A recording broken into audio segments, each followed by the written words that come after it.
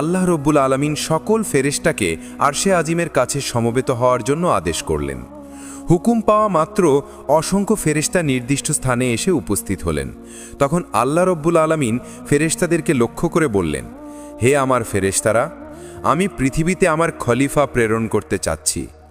ফেরেশতারা আল্লাহ রব্বুল আলামিনের কথার মর্ম বুঝতে না পেরে এবং তার উদ্দেশ্য না জেনে সাথে সাথে বলে উঠল, হে মাবুদ, আপনি কি পৃথিবীতে আবার এমন একটি জাতিকে সৃষ্টি করতে চাচ্ছেন যারা পৃথিবীতে রক্তপাত ঘটাবে এবং অশান্তি সৃষ্টি করবে?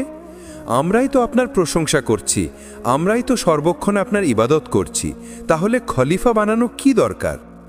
তাদের কথা শেষ হলে আল্লাহ রব্বুল আলামিন তাদের জবাবে বললেন, হে আমার ফেরেশতারা, শোনো, আমি যা জানি তোমরা তা জানো না। মানবজাতি পৃথিবীতে গিয়ে আমার ইবাদত বন্দেগী করবে কিনা সে ব্যাপারে আমি তোমাদের চেয়ে অধিক জানি।